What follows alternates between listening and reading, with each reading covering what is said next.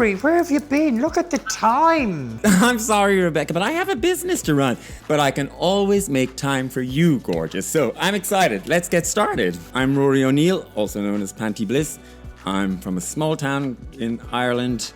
I'm a drag performer. I think something that's been very important for me is about finding a way to make HIV just a very small part of my everyday life. My name is Rebecca Talon de Havilland, and I work at 56 Dean Street. I'm a peer support worker, and I was diagnosed with HIV back in 1987. And it took me a long time before I kind of trusted in the fact that I was going to live.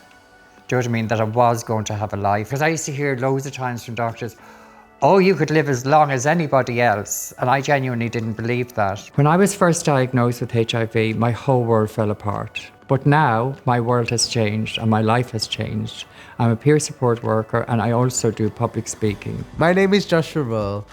I'm a professional dancer and I was diagnosed with HIV in 2015. My priorities in life are mental health. I think it's really important to keep your mind clear and focused on what's important. I used to write lyrics when I was trying to be creative and just let out my emotions. I think it's really interesting and really useful and helpful, the fact that you mentioned how important it is to take care of your mind.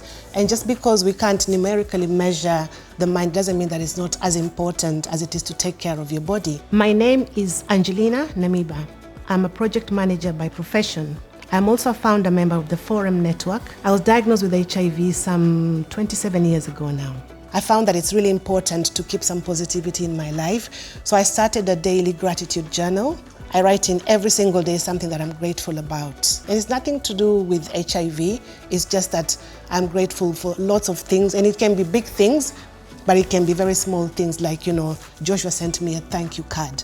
And that's what I'm grateful for that day. For me, it's about walking. Walking? I love walking. And I've got 2 dogs. So I walk all the time. When I walk with my dogs, I feel that my whole world kind of just goes into one big kind of thought of how I feel. And it gives me time to think. It gives me time to meditate because it's the only way that I can meditate. Your body is stronger than you think. I think if you set goals and you push yourself, it's amazing what you can achieve. I've still managed to have a career as a dancer. I've been able to fulfill my dream of teaching, and it hasn't stopped me from being able to do any of that. Even with being HIV, I managed to carry on my training. I managed to have a career as a dancer. It's taken years to get to that stage where I feel confident about just being myself. And even when I came out as HIV positive, the feedback I got from it was so refreshing. I am blessed to have the body that I have. And I don't mean that I look like Naomi Campbell, no. What I mean is better. Now as I grow older, I can't move as well as I used to, but I put on music and I dance in the houses as much as I can because I can't move too much, obviously. Come to class. I should come to class. You and should, try, yeah. both of you. So I only came out globally with HIV in 2020, and since then, I found a community that are HIV positive. It's just such a nice feeling to be around people like that. And obviously the church was the first sense, the group of people that got me back on track to find my goals and stuff. I think being able to talk about it openly is really important for mental health and just in general to have that sense of belonging in society.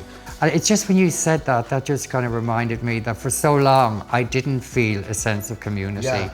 Do you know what I mean? But I do now. Yeah. And having that is just so empowering. Not one size type of support fits all, you know.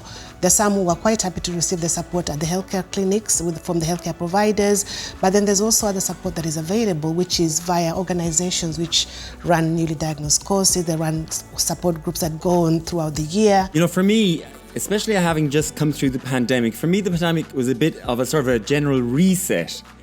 And so now going forward, I just want to really go back to basics and focus on what I need for me to live healthily living with HIV.